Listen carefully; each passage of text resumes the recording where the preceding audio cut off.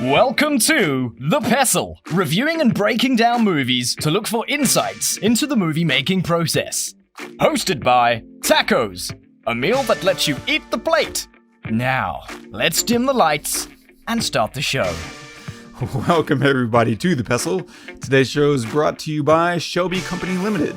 We're like Brinks, but with a fun accent. Shelby Company Limited. Welcome everybody to The Pestle. I'm Wes. And I am Todd. And this is a film podcast where we like to analyze movies because we like movies. And it's much easier.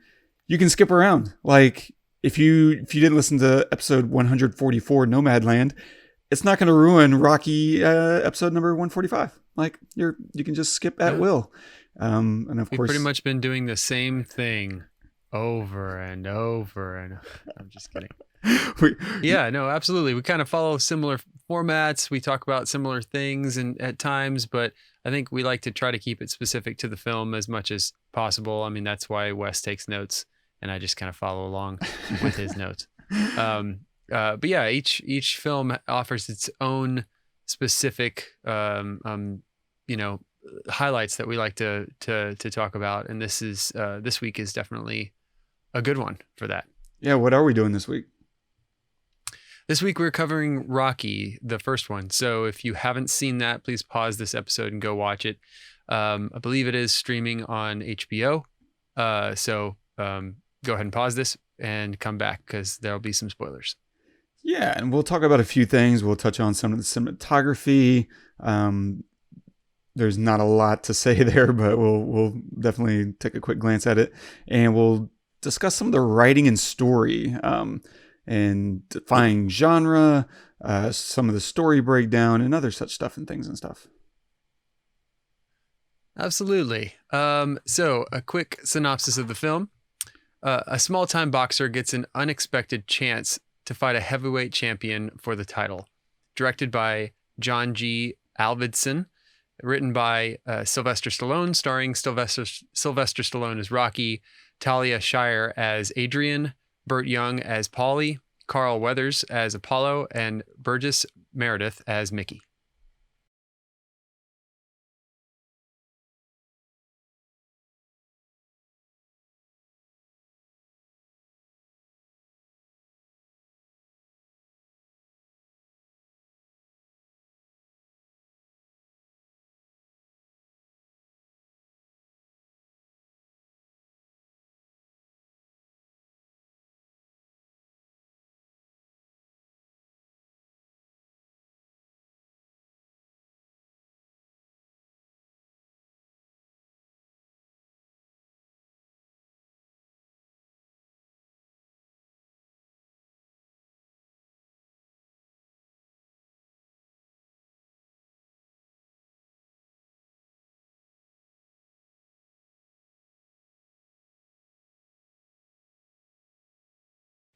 I love watching that clip whenever he starts breaking him down. He's like, instead of, all the potential, you became a leg breaker. And I love that we're watching Rocky's reaction to hearing his life summed up so poorly and succinctly. I mean, it's accurate. And instead of watching Mickey raging, we're watching it land. This punch that Mickey's throwing is landing on Rocky.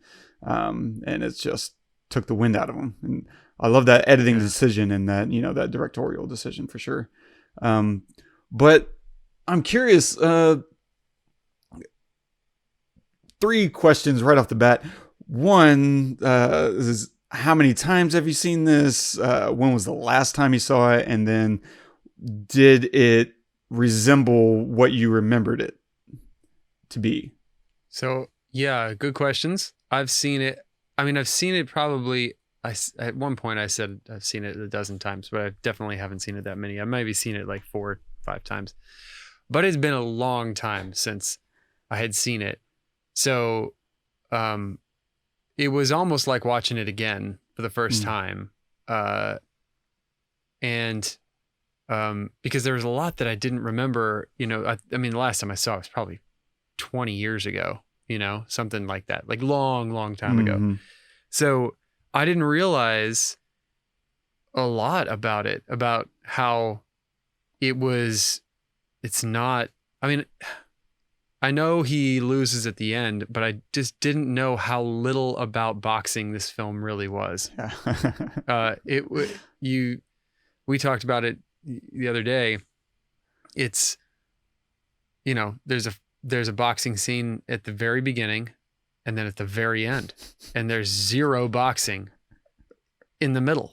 Zero. So, I mean, he doesn't even go on, a spree where he does a bunch of fights and like wins them all, or, loses one or something like that. He doesn't ever fight anyone except for that one person at the beginning. So, who's a bum? That was a shock. Yeah. Yeah. Who's a bum? So that was a major shock for me. And I mean, I was thinking about it earlier. If there was ever going to be, if you ever needed a film to prove to you that story is king, this is definitely probably one of the best examples of that, because you go into it thinking you know what you're going to get, and you get what you want to get, but you kind of get, I mean, in the end, you get something you don't expect you're going to get, but throughout the whole movie, you get stuff you don't expect you're going to get. Like, you really get to live with Rocky, and Sylvester Stallone does an amazing job of like being that guy. I mean, he's just this lovable dude. You can't help but like root for the guy and love him because he's so, like, he wants to help everybody. He tries to help the girl in the corner. He tries to help Paulie all the time. He tries to help the guy who he said he was supposed to break his thumbs and he didn't break his thumbs, like he tries to help everyone. And so, and you, even when he gets kind of crapped on, right? He even helps Apollo when they're in the bar and they're watching, the show that Apollo is on TV with the bartender, and the bartender's talking smack about Apollo or whatever. And he's like, what are you talking about? This guy is the greatest. He's the heavyweight champion of the world. And he gets mad. Like, he gets mad at the bartender. And he's, I don't know, there's something about like almost all the Rockies, they have these lines in them that are very iconic, that are very like, oh man, that's a meme before there were memes, where he says, he took a shot. What shot have you ever taken? Things like that. Yeah. So you end up loving him and, wanting him to win. And he doesn't win, but they set that up really well while he's laying down on the bed with Adrian. And he's like, I know, he said, I just want to be standing. It's all I want. So they let you know it's going to be okay that he loses. That's not the point. The point is not to win. The point is to still be standing. And such a metaphor for life, right? It's the point of the movie, I would say, Yeah, it's funny because just to piggyback on that, the jiggy back. And so at the, it is a lot of contrast. This whole film feels like a bunch of contrast because in the beginning, he wins a fight, but it feels like a loss. Like everything about that victory at the beginning feels like a loss, and everything about that loss at the end feels like a victory. And I think a lot of it has to do with him finally maximizing his potential the way Mickey was wanting him to do. And then to your point, that conversation that he has with Adrian while they're laying down is just perfect because he confesses that he's going to lose. He's like, I'm not going to win this fight. He says it, pretty point blank. And that's when he starts to redefine what a victory looks like to him. What does winning really look like to me? And he makes the comment like, no one has ever gone the distance with Creed. And that's kind of a boxing term to say that you last the entire fight. If it's a 15-round fight, you are still standing at the end of 15 rounds. Or if it's a 10-round fight, if you go the distance, it means you last all the way through 10 rounds. And so he's saying Creed has knocked out everybody. He's won by a KO. Like no one's ever gone to decision, and that's what you call that, is whenever you last the entire fight, and now the judges' scorecards are what determines who the winner is. And people might be surprised. The way you score boxing is very different from the way you might imagine it. Like a really good punch is worth the exact same as a really bad punch. If it lands, it lands. That's, kind of a point in your favor. And then if someone gets knocked down, you lose a point, and each round is gauged by like, I forget, I think it's 10 points versus 9 points.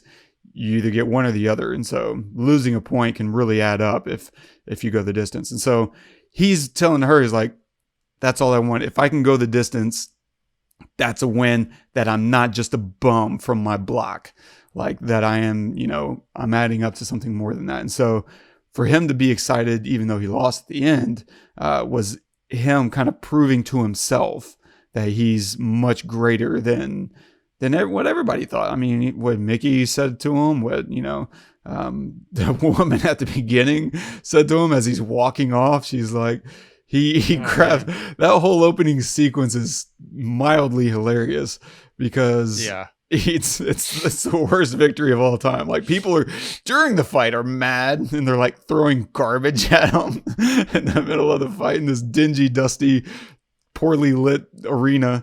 And as he exits the ring, he grabs a cigarette and he starts smoking. Like he's just trashing his body. And before you say, oh, well, that's the 70s. No, because, halfway through the film, his loan shark boss sees him smoking. He's like, hey, what are you doing? You're training. He grabs a cigarette and stomps it out. Like, no, they knew in the 70s that you're not supposed to be smoking and training. Yeah. So don't make that mistake. And then, he gets into the locker room and he gets his winnings for the prize fight of $40.55. Like that's his take home. And then he asked the guy, he's like, yeah, when do I fight again? He's like, maybe in 2 weeks. The doctor's going to come in and basically just check minutes. You off. Yeah. Like you're not going to get anything out of this. And so all the contrast, it plays really beautifully. And to your point about like Rocky being this good guy who's looking after everybody, I mean, that's perfect. And the city itself feels like a bit of a character. It's beat up. It beats up on you.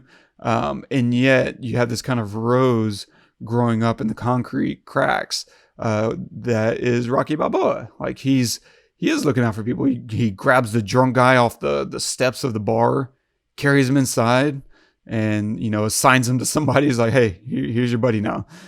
He's making sure people are taken care of. He walks the little Marie home and he lectures her the whole way. And he's like, he tells her the thing that's really important to him, the thing that is true, to a large degree in life, is your reputation is what matters. And that's just as true now, 45 years later, as it was then, like, and maybe even more true now than it was then, with the way, the internet works or whatever. Like your reputation is all you have. Like if you want to change careers, it almost doesn't matter what your skill set is. If your reputation isn't going to sustain you, none of it matters. Like reputation is everything. And he's over here trying to look out for her and give her the big picture. He's saying, look beyond this little moment right now. There's something bigger at play. And that's just him. It's this whole thing. I don't know. I'm already about to start diving into notes. Like it's just. Yeah. I mean, that's fine. You can dive into notes. I will. A couple other things I wanted to say. Yeah, please. The first thing is that, another, I feel like this movie is such a metaphor for life, and it's supposed to be. I mean, all the Rockies try to be, right? Yeah. Some do it better than others, but all of them, I feel like, for me, touch me in like a spot, right? Like in my heart, like all of them, every one of them. And some people are like, really, Rocky V? Trust, there's something there. Okay. And I think there's supposed to be. And I think that's what this movie was trying to do. It was using something rough and identifiable to people, whether you're affluent or whether you're destitute. you get the idea of someone working really hard, picking themselves up from the bootstraps and making something of themselves. That's one thing. The other thing, though, is that I think that everybody also, maybe more people than others, understand that you can't do it alone, and that there's almost always somebody who helps you at some point to get you where you want to be. Now, let's be real. No way in hell would Rocky have made it to Apollo to fight him had Apollo not picked him. Right? Yep. That's one thing, right? That's the biggest thing, I guess, for the movie, right? Is that. But also there were other people, like Paulie was a total dip, like the biggest asshole in any film ever, probably. But he's still like, forced his sister to go out in the worst way ever by throwing the turkey out the door. She didn't want to go out. He forced her to go out, right? And I know, you can make the argument that he's like, before that, he's like, why do you want to go out with my bum sister and all this other terrible things? But that was one thing. Also, the loan shark guy gives him $50, gives Rocky $50 to go out with Adrian, calls her by her name. He knows her name because of the circles, whatever. And so throughout it, we see him getting this little bit of assistance, right? Little bit here, a little bit there. Mickey is a very interesting aspect that I'm going to get to in just a second. But Mickey coming and saying, I want to be a manager. I want to train you. So he gets these little things, and I think it's because everybody likes Rocky, even if you're Paulie, and you're just a total jerk, you still like Rocky because he's just a lovable human being. The interesting thing about Mickey, I expected him to be in it a lot more. He was barely in this movie. Yeah. I mean, the training montages, he was nowhere. He wasn't there. He wasn't part of it. He was literally his quote unquote manager, which is what he said he wanted to be. He like never trained him, right? I didn't see any real. I mean, a little bit. He was like holding his buddy was holding the bag. Yeah. But like that was it. Really, it wasn't a whole lot. But the moments he was in were like so impactful and important, and it was really interesting. Like, it really sets up Mickey to be who he really is. It doesn't. Okay, how do I put this? A lot of boxing films, right? You've got the trainer who's like, he knows it all and he's going to set the fighter straight. Yeah. In a way, it was the other way around. After that scene, the scene you just played, right? Like he gave Rocky a punch, right? Then Rocky gets his shot and all of a sudden Mickey's at his door. Like, where the hell were you 15 years ago when I started this? Like, what, Rocky had every right to be pissed off. Yeah. And he was. And they let him be pissed off. And Mickey let him be pissed off. And they just sat in it. Mickey was a bum. Mickey was a bum. He was a front runner. Yeah. Yeah. And then like he was just a trainer at some dinky gym. He didn't have any fighters who could go to distance like Rocky did. But he like wouldn't train him, and they allowed Rocky to be angry, for a while. They like let that happen rather than it just be a conversation. And then, that was it. And then they get to training. It was like an ordeal. It was difficult for Rocky to accept that. It was difficult for Mickey to go there, but yeah, I felt like it was just really interesting. That was his retaliation because in that exchange, in that clip that we played, Mickey lands his blow. And then when Mickey comes to his doorstep, now it's Rocky's turn. Now he gets to put on the gloves and he takes his swing. And it's so funny. It's so interesting, his character, the when and why Rocky gets worked up. People take shots at him all the time and he doesn't care. and especially in the first half of the film, he obviously cares if anybody says or acts mean towards Adrian. But then for himself, he only gets worked up whenever he sees someone trying to take advantage of him, because that's what it feels like. And he knows that's what's happening. He calls Mickey on his garbage, and he's like, where were you? You know, you've never been to my house before. What's wrong with my house? You know, and even when Mickey's in the room, this is one of those things that was really interesting. Rocky still held it together. He was still going to be polite in front of his face. He's going to say what he felt, but he's not going to be mean.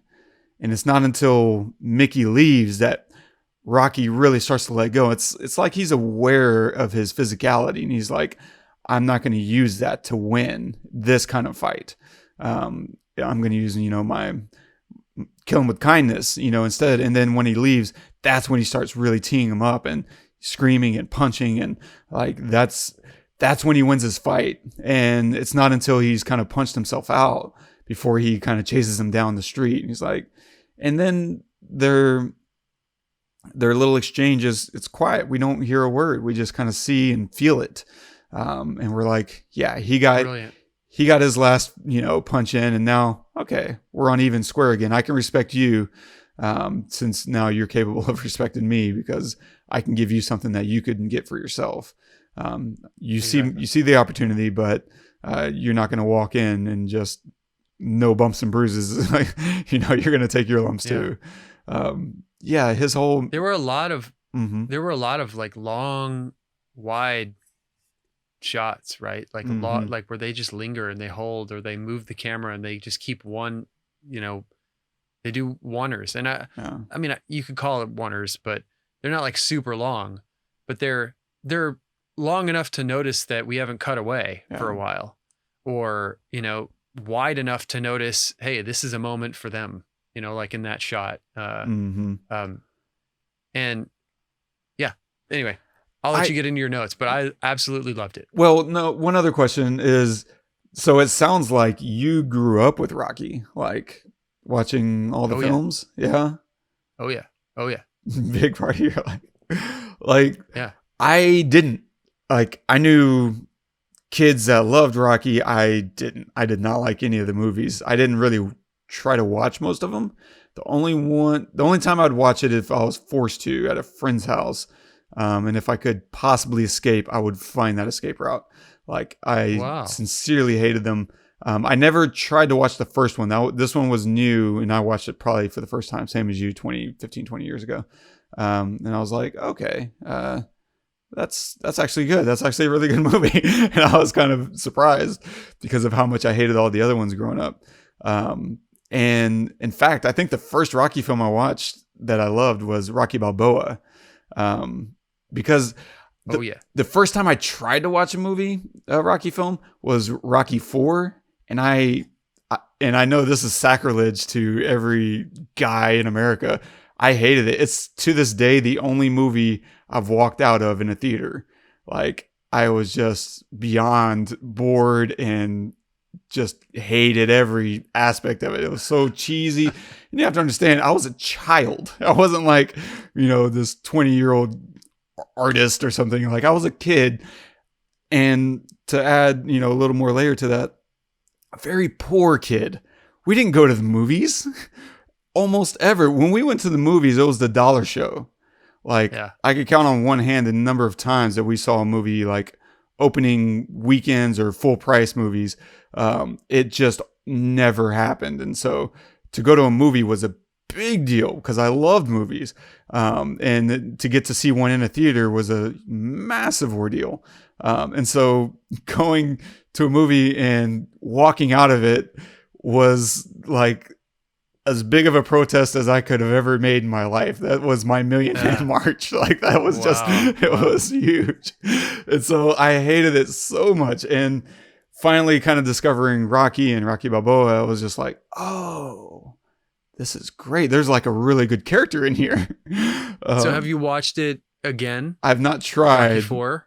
No. I mean, maybe I'll give it a go. I hear Rocky 2 You don't have to. Good. I'm just curious. Yeah, I have zero desire. I don't know what it is about most 80s films that I just sincerely loathe. Like, it's painful to watch most of those films.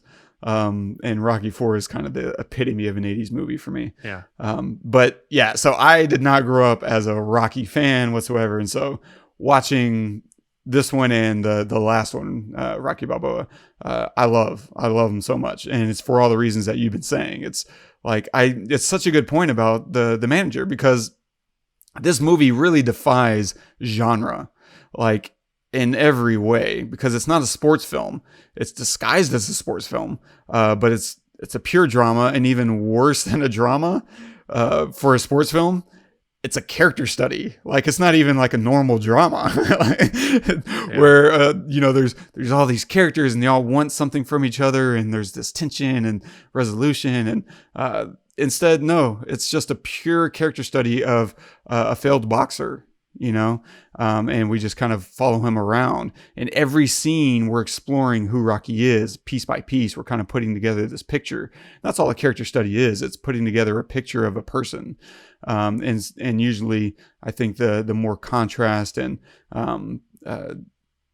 upset expectations that you can build into it, the more interesting it gets, the layers that you're going to get out of that. And so I love how we see how he reacts to various circumstances in his life, which of course slowly reveal more of who he is, because it is a great contrast between his profession and his personality. He's a fighter. He's a strong arm, right? Mickey calls him a leg breaker for a loan shark. And that's what he does to get paid for his living. And yet he's gentle and he's caring. Like, that's a beautiful contrast. And it feels so organic and natural to who he is, especially in context of the city, right? This really rough and tumble city. But Rocky is this kind, calm, steady personality through it all. And so we kind of get a tour through the film, and at a high level, right? Like I said earlier, we start with a victory that feels like a loss, and end with a loss that feels like a victory. And that's all because of the way Rocky sees the world. We're seeing the world through his perspective, not necessarily through societal norms and standards, right? We're not allowing the rules. And it goes back to your absolute perfect point that this is a movie about life. And it sounds so, I don't know, just simple, right? It's very reductive and it sounds cliche and boring whenever you put it that way, but it is. And that's why it's so good, because they do it in a way that it does feel genuine. It doesn't feel like they're spoon feeding you or doing anything ham-fisted, because it's so earned and it's so explored. And you feel lived. Everything about this feels very lived, and broken in, and broken, in so many ways. And so I'll bounce through just the story breakout, because I literally logged every single scene of the film. I was just curious, like, what are the scenes? And so there's roughly 40 scenes. But at the beginning, right, we already kind of talked about the boxing match that he wins that just feels like a failure. Like, it's so bad. And then after that, he walks home and we get to see his life. Like, we're exploring his life. We see his garbage apartment, right? It's in the worst part of town and there's nothing in it. Like, the bed is literally curled up in the corner of the room, waiting to be unfolded so that he can go to sleep. Like, it's not the way you would think of a successful prize fighter living. We go to the pet store, and this is where we meet Adrian, and it takes a little while before we realize who Adrian is to him. But after that, we're just popping around. We go to his job as a bill collector, and he lets a guy off without breaking his thumb. He sets up this expectation like, hey, I was told if you don't have $200, I got to break your thumbs. And yeah, he's a softie. He's a strong arm who's a softie. We see him give the money to his boss, and he takes his cut. It's $20 of the 130 that he delivers. And then his boss gives him grief for letting Bob off without breaking his thumbs. And I love that his boss pulls him aside. He doesn't correct him in front of his other guy, his driver. Like, he's like, hey, let's talk. Let's have a little conversation. And I think it goes right back to the point you made about everyone loves Rocky. Like, yeah. This is a loan shark. He's supposed to be kind of the worst of the worst. And yet he's over here saying, hey, stop doing that. You're making me look bad. That's kind of the worst. Of course, you know, there's some people that you probably don't want to pick a fight with, and one of those is going to be your strong arm. He can defend himself. Still, not if you're that guy. Not if you're You that don't guy. care. Like, he's probably got other people on his payroll that he can call up. Oh yeah. And then from there, we go to the boxing gym to find out he's being evicted from his locker, right? Forget what he calls it, Skid Row or whatever. He's just kind of hung out to dry, you know, pun, whatever. And Mick says that he fights bums and that he should retire. This is the guy who runs the gym that Rocky goes to, and he's evaluating him and he's kind of summarizing him. And the big picture here is that this is a man who's so down on his luck, it doesn't get much worse. He has nobody in his corner, and he's getting respect from nowhere in no aspect. From there, we pop back to the pet store again, right? And hey, here's Adrian again. And so we're starting to get a picture of who she is to him. And then we go over to the tavern, right? Carries the drunk guy. There's these casual exchanges with the patrons. And then we meet Paulie. And then, of course, like you said, we were introduced to Apollo, and he's looking at Apollo, and this bartender's like calling him a clown. And Rocky's like, what have you ever done? When did you ever take a shot? And the bartender's like, I don't need to. And that's such the thing that people who never, you know, tried in life to push for their dreams. Look, if this guy's dream in life was to have a bar with almost nobody in it, and that's his definition of success, cool, I get it. I'm sure he took some risks starting up that bar. I'm not saying that was probably the easiest thing in the world. But the way I think the telltale sign of his character is the way he's looking at other people who really did go after their dreams, and the way he's kind of dismissing them. That to me kind of defines, okay, yeah, fine, you know, you have your business, but it doesn't sound like you're actually fulfilled. It sounds like it's easier to kind of throw stones and call people clowns who chase their dreams. And I love Rocky's reaction to that. He's like, you know what? F off. Like, who are you? Who are you to judge anybody? And then finally, you know, we meet Marie, and he big brothers her. He's just trying to look out and help people. And it's not until this next scene, this is scene 10, we're like, I don't know, 40 minutes into the film before we get our first actual plot point. And which is, we're finally meeting Apollo. Like, we're in his room and we're hearing how he needs a new fighter. And now he's dreaming up this idea of, let's give a local Philly boxer a shot at the American dream. And that's kind of the end of that sequence. Like, they haven't even picked Rocky yet. So it's almost not even a plot point. It's the hint of a plot point to come. That's ultimately the plot, and plot, you know, is just kind of the device that drives the story forward. It's the deciding reason or actions that our characters are compelled to take. Without a plot, you know, you can still have a story. You can still have, you know, a reason for being here. It could just be the character study. Maybe the rest of the movie could be just Rocky walking around talking to people. Like, that could be your movie. But it's much more exciting. And the reason that people bought the ticket was to see him fight. And so that becomes our plot. From that Apollo sequence, we now go back to him as a bill collector again. And this is an interesting scene because he's kind of getting the loan shark numbers, right? And he's kind of tangling up the numbers. And then that's whenever they have that conversation about, yeah, so you're going on a date tonight. Like, whoa, how do you know about my date? And what's interesting to me about that scene is that we finally see Rocky get worked up. He doesn't even get worked up after a fight. In that opening fight, he goes back into the locker room with the guy that he just beat, and they don't even care. Like, they're so emotionless about the whole thing. Spider Rico or whatever. But here he gets worked up because this guy starts calling Adrian slow, like he's making fun of her, saying that, you know, she has some kind of mental handicap, which, you know, from the viewer perspective, you don't really know what's going on. She's super quiet, and we kind of understand that she's shy and reserved. But I love that they kind of push that a little bit further to establish, really, she is just shy. She is just reserved.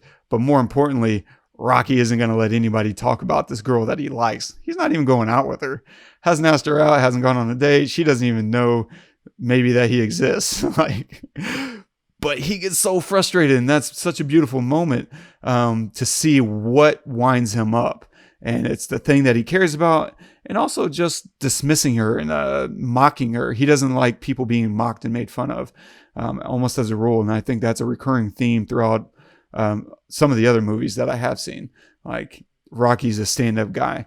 And so we kind of finally find his button. And then the next scene, right, is Apollo picking Rocky because it really just has a great ring to it. Doesn't know who the guy is. And to some degree, Apollo is calling him a joke. Like, this guy, whatever. Like, he's a punchline. And so I love the back-to-back, sequencing of that, of establishing that Rocky doesn't like people being made into a punchline. And then now he himself is about to be made into a punchline. And so it's at the end when he sticks up for himself, where he kind of shows up to the ring and to the match to, defy his own expectations. It's just everything about that setup and sequencing is beautiful to me. And the next 20 minutes is him going on a date. It has nothing to do, like you said, with boxing. It's him this is his big match. This is his big, fight, is winning Adrian over. And it's so good because we're kind of set up for disappointment. Because when we're walking with Paulie, and Paulie's like, yeah, she's very excited to meet you. And of course we get in there and she's like, the lights are off. Yeah. She runs into her room. Oh, yeah. And Paulie's the worst. He just throws the turkey out and rips a drum it off. And he's just, "You hungry, Rock?" And he's just yelling and berating her to go on this date. And Rocky's like, "This isn't what I signed up for."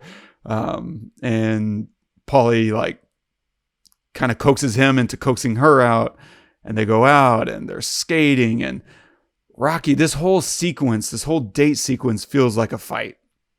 And I think a lot of this movie is framed in fights because Rocky's just kind of taking the shot. He's chatting her up relentlessly. Even on the ice, this guy is yelling, 7 minutes. He's just screaming in the background as he's trying to have a romantic date. And he can't skate. He's in his boots and she's just not speaking at all. And he knows he's got to carry the conversation. And so he's doing everything that he can. He has to bribe the guy to let him on the ice in the first place.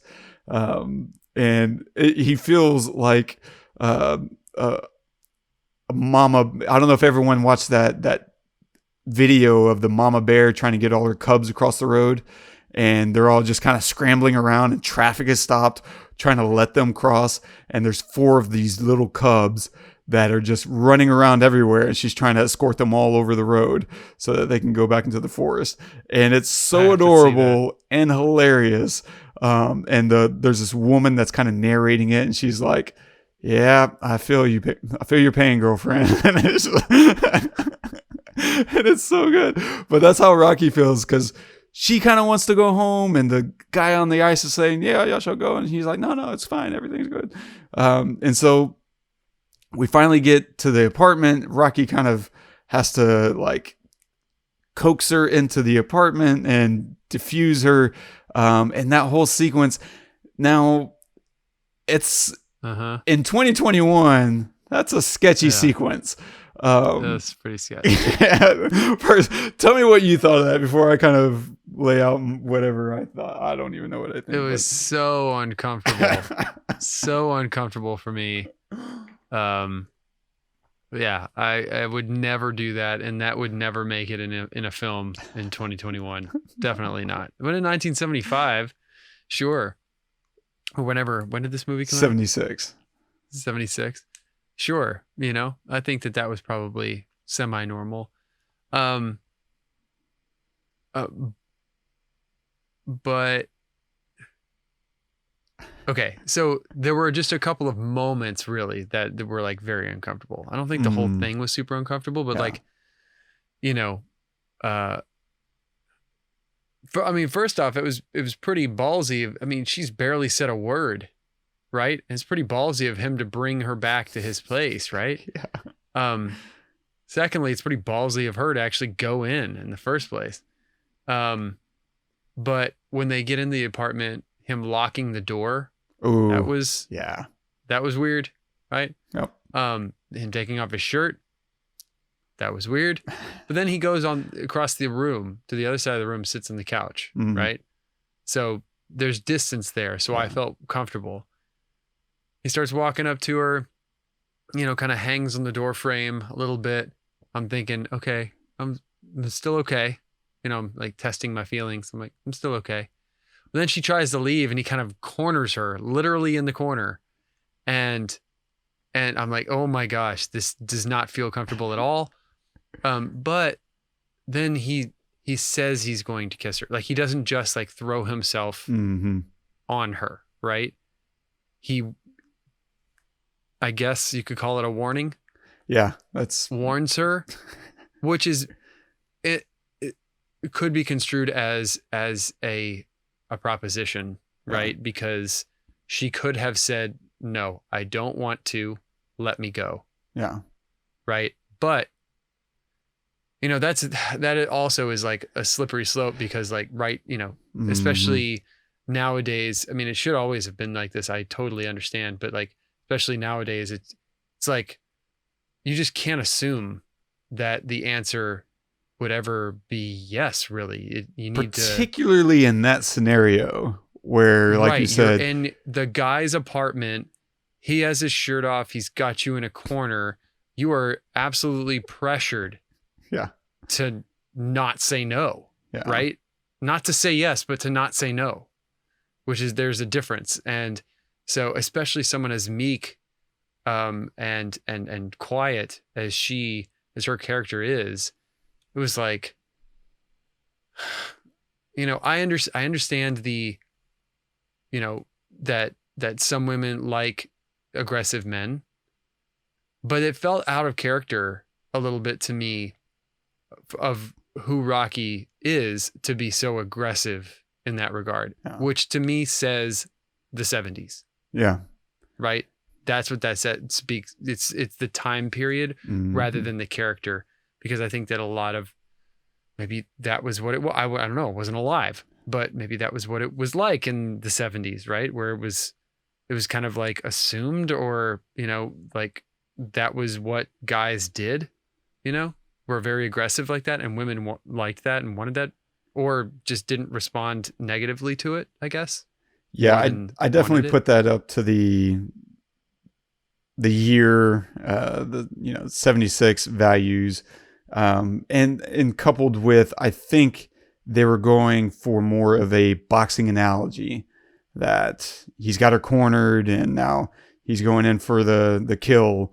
And they weren't thinking so much about the implications of what they're demonstrating as much as let's keep playing this boxing analogy and let's push that as far as we can take it.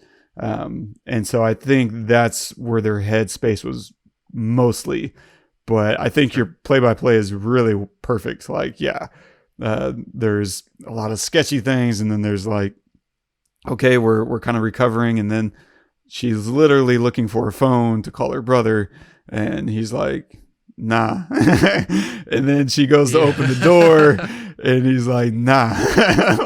like it's like, whoa, nah. Okay. Yeah, it's creepy, man. Yeah. It doesn't feel like his character. Yeah. I think that was one that he probably won. The good thing is what follows after that. Like, she does, participate, and she does get involved.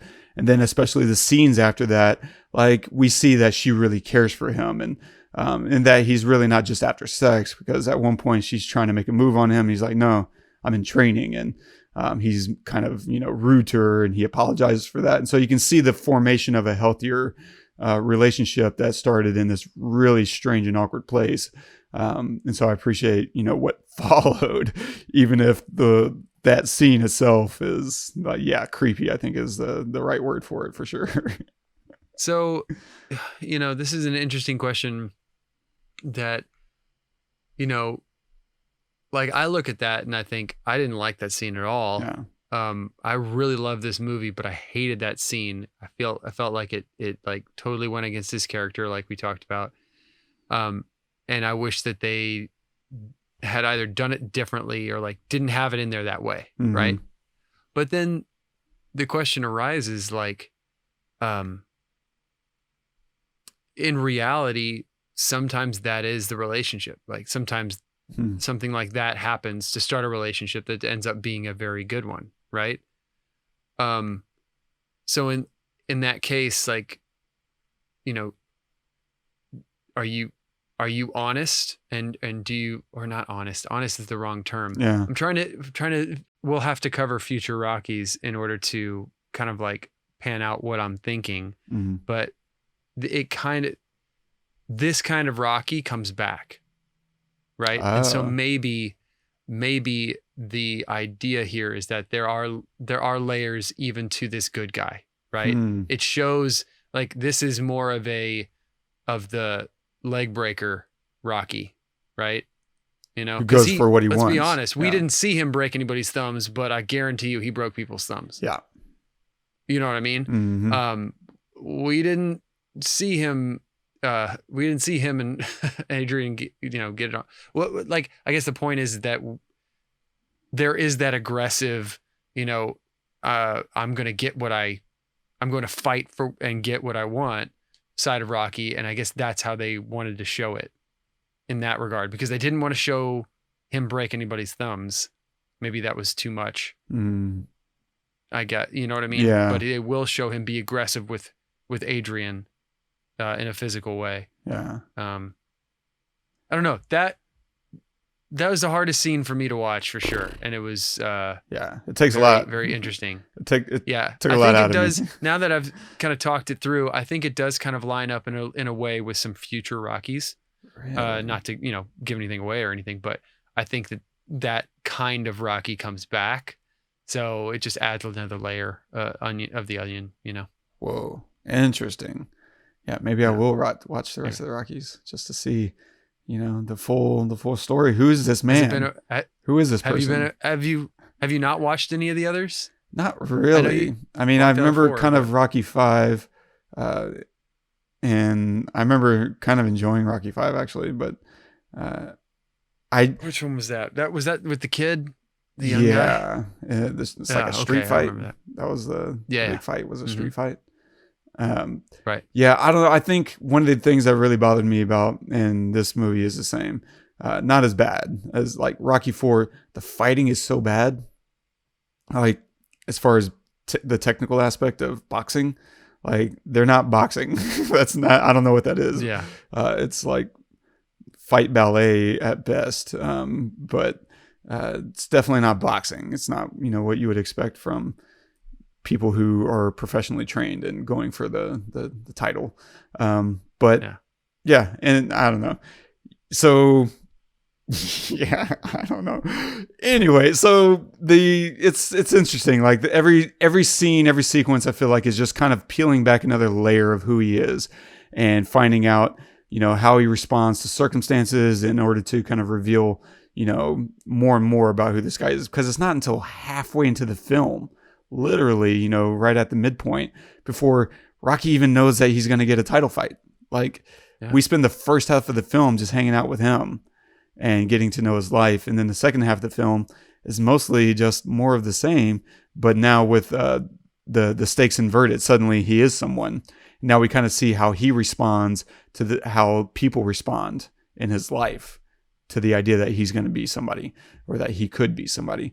And so it's suddenly we're testing all of these dynamics that we've kind of set up. We set up all these dynamics about how nobody cares about him, how nobody's in his corner. Now everybody's fighting a little bit for his attention. And it's so great to see he sticks with his people. Like he gets frustrated with Paulie because Paulie's playing that same game of, oh, let me take advantage. And yet he still loves Paulie. Like he doesn't try to start running off with anybody else. He stays with Adrian because that's who he actually likes and that's who he cares about. And even Mickey, he gives a shot. Like he's kind of giving everybody what he got. He got his shot. Now he's kind of letting everybody else get their shot too. And that's really cool. It just kind of reaffirms, like, yes, this is who I want to win, and this is who I care about. And of course, the montage, I'm sure there's videos and articles that really lay out the importance of Rocky from a cinematic standpoint. Because of the montage, the whole fighting sequence, running on the train tracks, running through the market, around the river, the speed bagging, the push-ups, like, this was a very defining moment in cinematic history.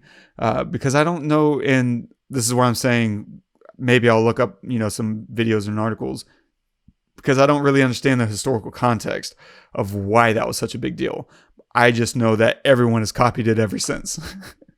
Like, that became, to your point, like meme quality stuff. And I love it not just for the energy that it gives the film, but for a couple of other reasons. The rest of the film is very stoic and moody and melancholic. All the music, this piano that's just kind of meandering around and showing us how depressed everything is in his life. And then this sequence pops off, and suddenly, what do we have? What is this? Is this hope? Could we actually win this thing? Like it, and of course we get to see his progress, because the first time, in roughly the 23rd scene, there's this light montage of him waking up and eating raw eggs.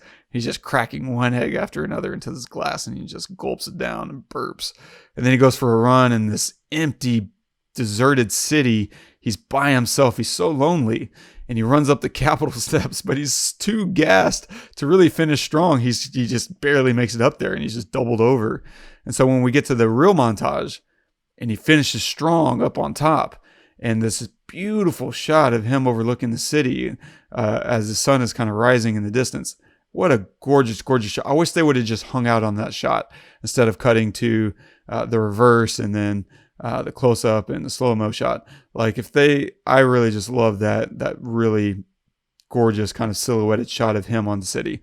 And there's just energy, and there's this hope that comes along with that. And the music, of course, is a major shift of tone and energy from everything else we've been hearing. And it kind of fulfills what we started. Because at the beginning, we have this huge, massive Rocky title sequence. Or may not even call it a sequence. It's a shot of the Rocky title just scrolling by and taking up the entire screen. It's so big, it can't even be on screen all at once. Like, it has to scroll by. And it's such an interesting way to start the film because it makes you believe it's a sports film, and it's not. But it's the promise that they're giving you with the title. It feels like a ring card. It feels like this giant ring card on the screen. Oh, cool. And then, we spend the next, hour and 50 minutes doing anything but fighting. Yeah. And it's so fighting good. at the same time. But you're yeah. right. There's a good ring. It's a ring card. Yeah. There you go. Because he's fighting for his life. He's fighting for meaning and to just exist, to some degree. But the rest of the cinematography is it's a lot of hard shadows and maybe some hard. It's interesting because there's hard shadows, but I wouldn't say that the lighting itself is super, super hard from a contrast standpoint, I guess. It's not high contrast as like medium contrast, I guess. The whites aren't super blown out, and the blacks aren't super lost in detail, and so they have this really interesting texture to it. A lot of static shots, a lot of slow dollies and tracking shots. It's a very calm film, which I think helps add energy to the end sequence whenever they're fighting it out. But even some of that felt fairly static, and we're just kind of fly on the wall. But I think the most important part of the cinematography was the colors. Like, most of the movie is very muted and desaturated until the fight. When we get into the fight and we're in that ring, everything's bright, everything's saturated. There's so much energy in that and even the contrast gets higher too. It's just beautiful, and it adds so much significance, and it feels like we have finally arrived. And even seeing him on stage the night before, and you see like the banners hanging, like they're so huge, and you can feel him feel small. in that ring, because that's where he gets deflated. And even the manager that pops out and he's like, "What are you doing here? Yeah, you're going to give us a great show." He's just being dismissed. And that's when he feels his place in the world. He's like, "Oh, I don't win this fight." And that's when he goes home and has that perfect conversation with Adrian, where he has to rethink about what winning actually is to Rocky. It's like, oh. So in the fight scene, did you feel like it was different than other fight scenes? Usually there's a formula for boxing fight scenes, right? You get into it, you get your ass handed to you, and then you start to come back, and then you really get the shit kicked out of you, and you feel like everybody thinks you're going to lose, and then you start come back harder. Maybe there's another couple punches thrown at you, but then you end up throwing the last final blows and you win, right? That's usually a typical formula for boxing. 100%.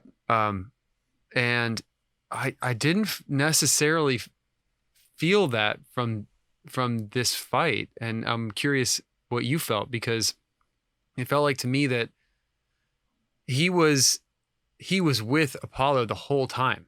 It didn't feel, even when he got knocked down, it was only a few seconds of him being, like stunned. Oh, I got knocked. He only got knocked down once, right? And he gets back up. But they don't live there a lot, where he's just getting the shit kicked out of him. No, and what's interesting about him getting knocked down is, I think you're right, because it's almost more important to see how Apollo reacts to him getting knocked down, because Apollo's ready to be done. And he's just like, I mean, when he gets back up, he's getting back up, and it's awesome. You see this kind of defeat on Apollo's face, like, what does it take to keep this guy down? Yeah. But even Mickey tells him to stay down. Yeah, that's right. Mickey's like, "Hey, that scene, we've had enough," which is a weird thing for your manager to say, but I guess you need to have that thing that has Rocky saying, "You know what? No, I'm pushing." Yeah. Because my impression, and I don't know if you felt anything at all, but of Mick saying that was, you're going to hurt yourself. Like you've done. Yeah. You've done enough. For sure. Yeah. For sure. Yeah. That's a really great observation, man. I didn't notice that. But you're absolutely right, because it's the first round that we established that Rocky belongs in this fight. He can hang. He knocks him down. Boom. Yeah. And then Apollo comes right back. And I love the comment after that round when Apollo's manager says, he doesn't know this is a joke. He thinks this is a fight. You're going to have to go out there and fight him. Yeah. And it's so perfect because the run up to this fight is so good from seeing things from Apollo's perspective, because they're leading us to think that this is the perfect upset match, because Apollo isn't taking it serious. There's this shot where we're watching Rocky train on the TV while we're watching Apollo just conduct business in a suit. Like he's nowhere, he's a million miles from training. And his buddy's like, "Hey, Apollo, this Rocky guy's taking this serious. He's over here fighting." Yeah. And you need to come see this. Yeah. And he doesn't. Yeah. And they're just pumping our hopes and expectations up that Rocky could win. And so it feels very emotionally conflicting to see him lose, because we understand the excitement because of that conversation with Adrian. And we also we're hoping for him to actually make it. And that's one of those things that makes us Oscar worthy. It's for the exact reason I think you just said. It's not a sports ending. It doesn't go through the beats of a sports film of seeing him, kind of dominate and then get his butt handed to him and then rally back, at the last second. Like, it's none of that. And every other Rocky movie has that formula built into it. But this one, it wanted something different. And that's why it got all the attention that it deserved, because it defied the genre that people think that it's in. And it's just beautiful. It's absolutely beautiful. Yeah, I remember for the longest time I didn't like it because he didn't win. Because I like, I don't know. I like. You want to see the guys win. You want to see your hero win. You want to see the guy win. Yeah. And, I wasn't always into movies growing. I mean, I loved movies growing up, but I wasn't, as crazy about them as I am now. And so, I would just I just wanted everything to be good, right? Everything to be happy. It just I didn't know the continually, difference. in every way, it just defies the genre from, like you pointed out, between the fight and Mick. Mick is not the, like you were saying, he's not the perfect philosopher who's scraping Rocky off the ground and teaching him life lessons. And it's the exact opposite.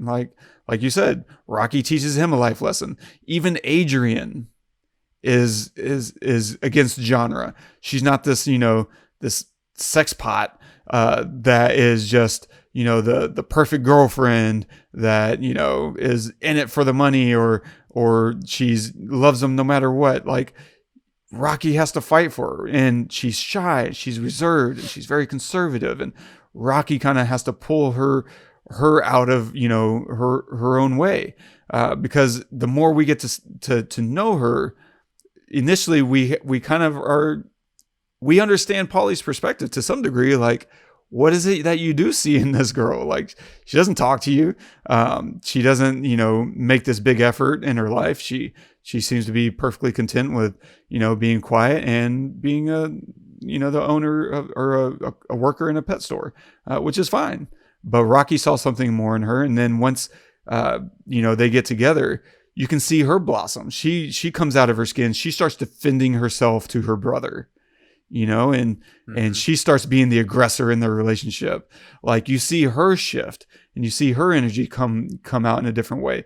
And even at the end, she's still not, this prototypical sports film, girl. Like, she's her own person. And she's still elegant and she's still gorgeous and she's not afraid to put herself out there, but it's still in the way that she's comfortable. It never feels inauthentic to her. And I appreciate that, especially from a writing standpoint, because she's being written by a guy. And you have to factor that in.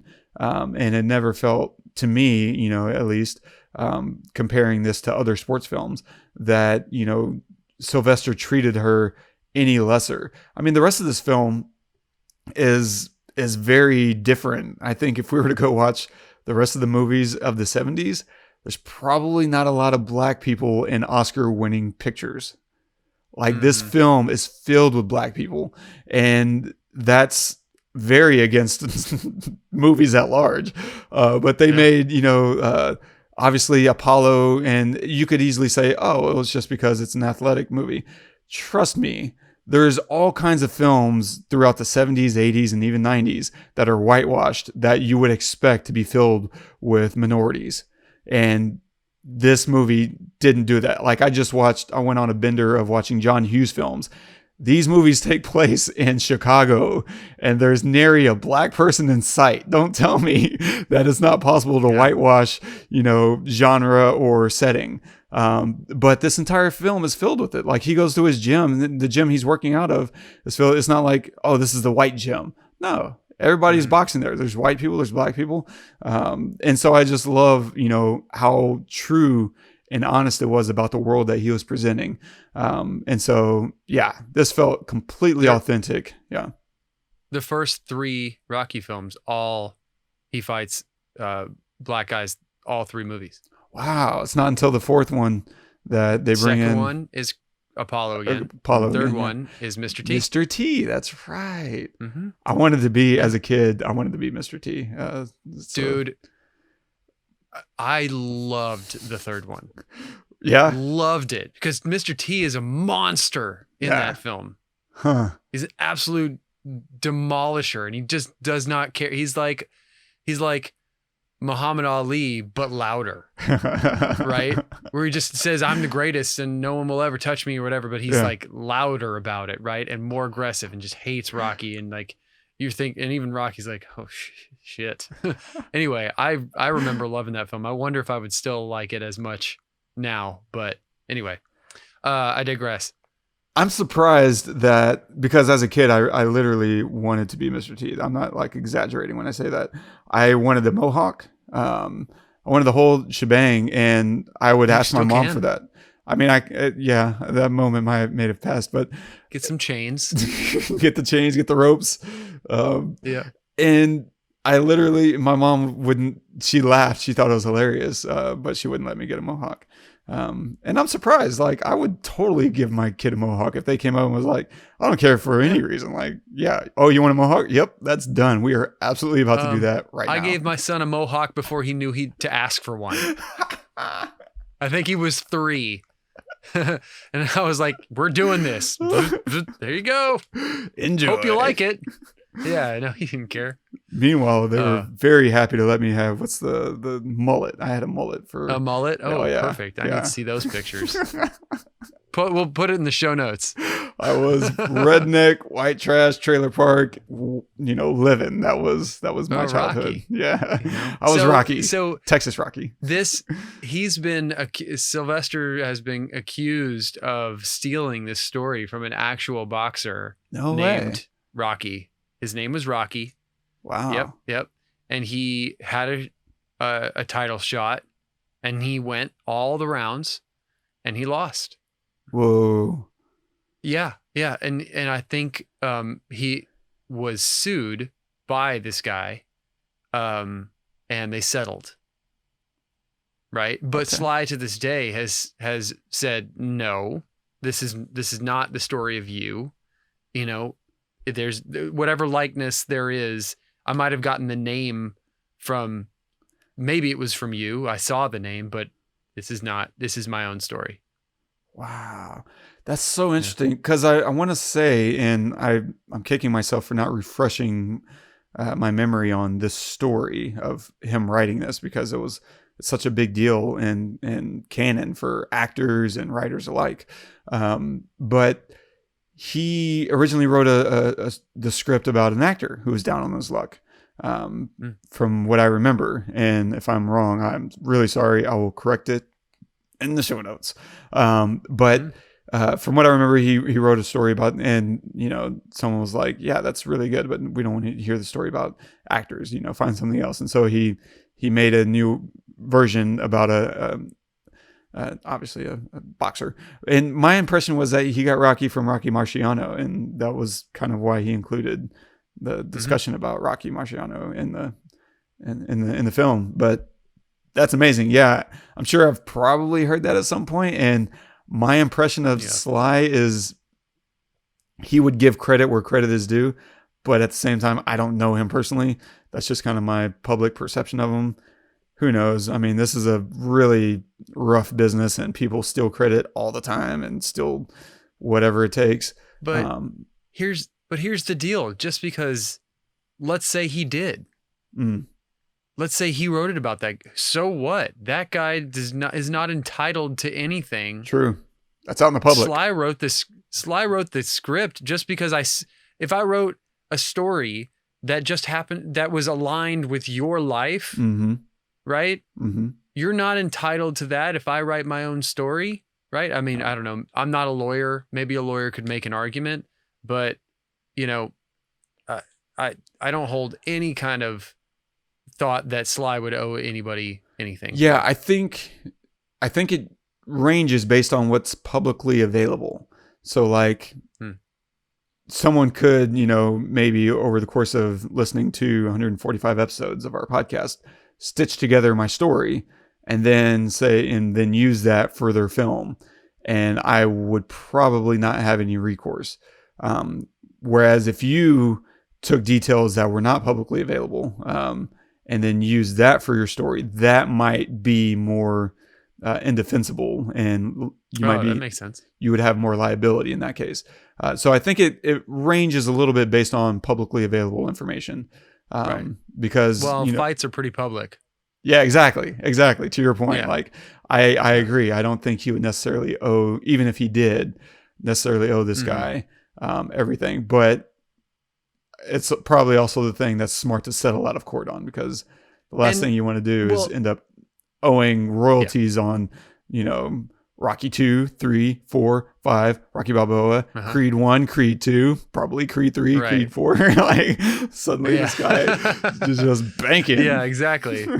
Yeah, exactly. But also probably didn't even need to settle out of court because like really the movie is not about boxing. We've said this before. Yeah. Just because it aligns with someone else's story, that sorry about it. Like, did you meet and get with a woman named Adrian who worked at a pet store? Right. Like, like, did she have a brother who was an asshole? I don't know. One more thing I wanted to say, and this will be the last thing, is that I do, one of the things I loved about this movie is that I feel like everybody is redeemed, right? Everybody, there's a good side to pretty much everybody. Apollo hugs Rocky at the end. He said there won't be a rematch, right? There'll be no rematch, right? Which is, I wouldn't want one. There. Yeah, well, there is. Oh, right. But but that redeems Apollo. Now Apollo has respect for Rocky, right? Like, and he shows it. He like gives him the respect verbally. Rocky is redeemed because he didn't win, but he went the distance, right? The loan shark guy was in the crowd, right? He's there supporting him. Even Paulie, like Adrian runs up to the ring. She's trying to get to Rock, right? And they're not letting Paulie in. They're not letting him into the ring. So she yells Paulie, and he like pulls up the ring rope so she can slide in behind him and blocks the view of the cop from seeing her climb into the ring. He like helps her sneak in to get to Rocky. Even Paulie is redeemed in a way. He's still a total asshole, but there's this, it's just a tiny little thing, man, but it's so beautiful. I think Paulie is the spirit of Philly. I think the naming convention is kind of good call, alluding to that, because my impression of Philly is not good. Like that might be the city I hate most, and I'm really sorry if we actually have any listeners in Philly. I'm sure you're good people, but my impression of Philly comes from Cowboys and Philadelphia Eagles football games, growing up and watching. Like Michael Irvin's final play in his career was a neck injury, and he's on the field, and you don't know if this guy's paralyzed. They bring out a neck brace, and they bring the ambulance onto the field to cart him off, and it's devastating. And meanwhile, like, Philly fans are cheering, like they're cheering this on, and it's just like, wow, y'all are like the literal worst. And wow. but the best part is when someone was interviewing Michael Irvin. I forget if it was Jim Rome or who it was, but they bring that up and they're like, how did you feel about, your career ending on a play with this, horrific neck injury, and you're being cheered, Philly's cheering on basically your injury. Like the protocol is not to cheer someone who's being loaded up. Someone walks off the field, you cheer that. And then you're also just quiet until we know what's going on. Like there's this kind of sports protocols that, as fans, you understand. And so for Philly to be kind of cheering that whole time, because and so they're asking Michael Irvin this, and he's like, how'd you feel about that? He's like, man, I was killing them for years. If I was them, I'd be cheering too. I was like, what a class act. Nice. So I used good. to always base my opinion on Philadelphia on Always Sunny in Philadelphia, so it's still pretty shitty. So good. Those are pretty awful human beings. Bad. Even though they shoot that in LA. I feel like Paulie was kind of embodying the spirit of Philly in its own way. Right or wrong. Yeah, that's a good point. Yeah. You're really good at like finding these naming convention things. I would not have seen that, but I totally get it. Where there's like, they're totally awful human being, but there's still a human in there, and like it comes out when it's necessary. Yeah. Right. When it's like really necessary. Absolutely. Because I do feel like, for all the trash I was just talking about Philly, if someone got stuck in a corner and your boy from Philly was there, he's going knuckles up. Like he's gonna go toe to toe with anybody. He's gonna have your back more than anybody else in America. So you know what? He would also punch you in the face. Yeah, that's right. All right, Philly, we're done picking on you. Yeah. Nice. Yeah, so I love it. I don't know. That's all I got. Okay, cool. what are you going to recommend this week? Oh, okay. So I wanted to kind of stick with the fight stuff, but not really boxing. I don't really like a whole lot of boxing films. Feel like they're a little boring and predictable in a lot of ways. I'm going to recommend the first time I ever saw Tony Jaa on screen melted my brain. The things this guy did, and he does all his own stunts in his films, and they're amazing. It's kind of unbelievable to see a human being do the kinds of things that this guy can do. So I'm going to recommend the first Tony Jaa film I ever saw, Ong Bak, the Thai warrior. And, you should absolutely go watch it immediately and just take freaking notes, man. This, you have, there are martial artists, in films all over the place. Right. And they're all amazing. They really are. But I don't think anybody has ever been, or maybe ever will be, as good as Tony Jaa. Your mouth will be on the ground watching this guy. He's do incredible. The things that he does, and it's absolutely incredible. So yeah, fantastic, great recommendation. Yeah. I'm going to recommend a documentary. Boring. Just kidding. It's called Unforgivable Blackness, The Rise and Fall of Jack Johnson. This was a boxer from the turn of the 19th century. It's like the 1900s. And he was Muhammad Ali and Mike Tyson before, 100 years before both of them. He is absolutely incredible. And I think there might be a movie in the making about him, which is super exciting. But I highly recommend this documentary. If you like boxing and you can appreciate, some historical stuff, he is a fascinating character, and wild and like hilarious and all the things. Like it's such an interesting character that so go check that out. Unforgivable Blackness, The Rise and Fall of Jack Johnson. Nice. So awesome. Stay tuned. Next week, we continue down the rocky path, and we are going to take a look at Creed, the Ryan Coogler film starring Michael B. Jordan, and of course shot by our favorite cinematographer, Rachel Morrison. I'm pretty sure, I'm almost positive she shot that. So stay tuned. Watch that next week. I think it's streaming on HBO. Anyway. So subscribe, review on iTunes, and don't forget to leave us a note if there's something you want us to talk about, and maybe a kind of thing you want to talk about, or things that you find interesting, or if you just want to say hello because, we're lonely and we're almost done with this whole pandemic stuff, and you're just like, hey, I want to say hi to somebody. You can say hi to us. Want to give a shout out to our new patronite, Shmari. Man, thank you, sir. Yeah, baby. We have a growing family. Our family just grows. New baby. Love it. That's awesome. Thanks, man. Thanks, bro. And we'll have more stuff, for you, and so much. I'm trying to work out some scheduling. My schedule just got crazy busy, but I'll try to have some new fun stuff, exclusive stuff for our patrons. And if you want to comment on this episode in particular, you can do that at thepestlepodcast.com/Rocky. And our quote of the day is from Sylvester Stallone. Every champion was once a contender that refused to give up. And that right there is what I'm talking about. Like those kinds of things speak to me in a way that a love story never will. Or it's the definition of life. There was once and maybe I've mentioned this to you or I've mentioned it on this podcast before. There was a comic strip that I saw one day, and there was two guys. Mm-hmm. I've told you about this. Yeah, we've inserted this into the show notes before. Yeah.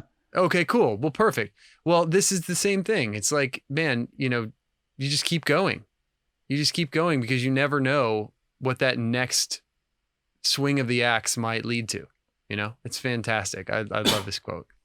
It's so good. Yeah. And sorry, I interrupted because just to flesh it out for people, the comic strip, he's talking about is there's two tunnels being dug and they're kind of stacked on top of each other. And one guy is using his pickaxe and he's digging his way through.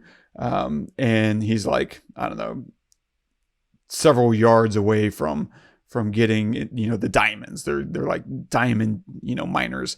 And then, he's just going at it. And then the guy beneath him is like just an inch away from breaking through that wall that would lead to this big cache of diamonds and gold and, his dreams and hopes. But he's walking away. He's finally just kind of tired. And it's that same point that you're talking about. It's like, don't give up. You just don't know where your breakthrough is going to come.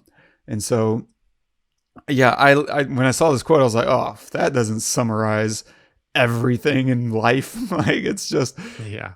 It's such a great perspective because it's so easy to look at someone who's on top of the world and forget that they once had to fight for where they are. And it almost doesn't matter who you're talking about. Even, some of the people who had the biggest handouts, the biggest starting line advantage, they still had to work at some point. At some point, they still had to face adversity. And the vast majority of people that are in the limelight aren't those people. I feel like a lot of the people who have these big advantages don't really push very much in their life.